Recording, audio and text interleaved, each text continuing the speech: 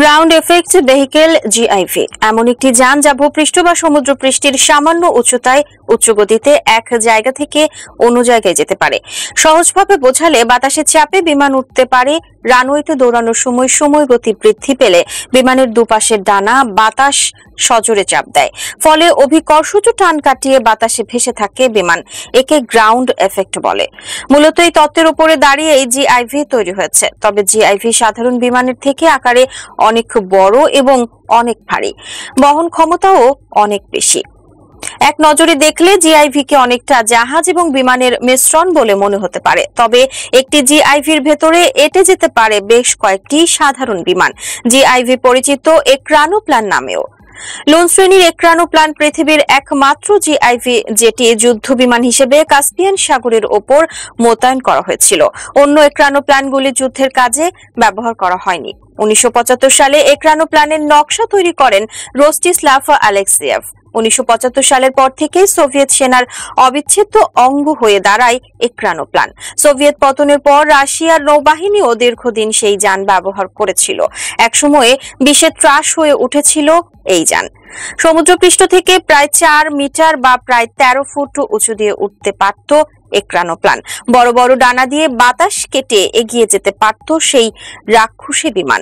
বিমানের মতো দেখতে হলেও এক্রানোপ্লানগুলিকে বিমান বা হোভারক্রাফট হিসেবে ধরা হতো না, বরং এক্রানোপ্লানকে জাহাজ হিসেবে শ্রেণীবদ্ধ করেছিল ইন্টারন্যাশনাল মেরিটাইম অর্গানাইজেশন। গ্রাউন্ড এফেক্টের কারণে এক্রানোপ্লান সমুদ্র বা জলপৃষ্ঠের কয়েক মিটার উঁচু দিয়ে উঠতে পারত। লুন শ্রেণীর এক্রানোপ্লানটি পরীক্ষামূলক KM এক্রানোপ্লানের ভিত্তিতে তৈরি করা হয়েছিল, যার নাম দেওয়া হয়েছিল কাস্পিয়ান সাগরের দৈত্য। লুন এক্রানোপ্লান চলত 8টি কোসনেটসভ NK-87 যান্ত্রিক পাখার সাহায্যে। এক্রানোপ্লানটি সর্বোচ্চ 550 কিলোমিটার প্রতি ঘন্টা গতিতে ছুটে যেতে পারত। জলপথে শত্রুদের বিরুদ্ধে লড়াইয়ের জন্য তৈরি ওই যুদ্ধ বিমানে ছিল P270 মস্কিট ক্ষেপণাস্ত্র। তবে শীঘ্রই সেই যান বাতিল হয়ে যায়। এক্রানোপ্লানটির নকশায় বেশ কিছু ত্রুটি ছিল। গ্রাউন্ড এফেক্টের কারণেই জলের ওপর উঠতে সক্ষম হলেও স্থলপথে ওড়ার সময় যানটি দুর্ঘটনার মুখোমুখি হওয়ার সম্ভাবনা প্রবল ছিল। পাশাপাশি বেশি উঁচুতে উঠতে সক্ষম ছিল না বলে খুব সহজেই শত্রুদের হামলার মুখে পড়ার আশঙ্কাও বাড়ছিল।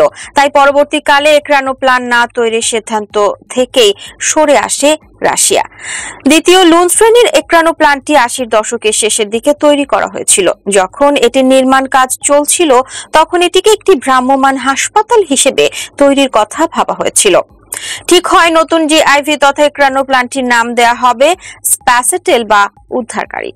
তবে 1991 সালে সোভিয়েত পতনের পর ওই যানের নির্মাণ বন্ধ হয়ে যায়। বর্তমানে সেই অসম্পূর্ণ যানটি ভলগা নদীর সংলগ্ন মধ্য রাশিয়ার নিঝনি নোভগোরোড শহরের একটি পুরনো শিল্প কর্মশালায় সংরক্ষিত রয়েছে।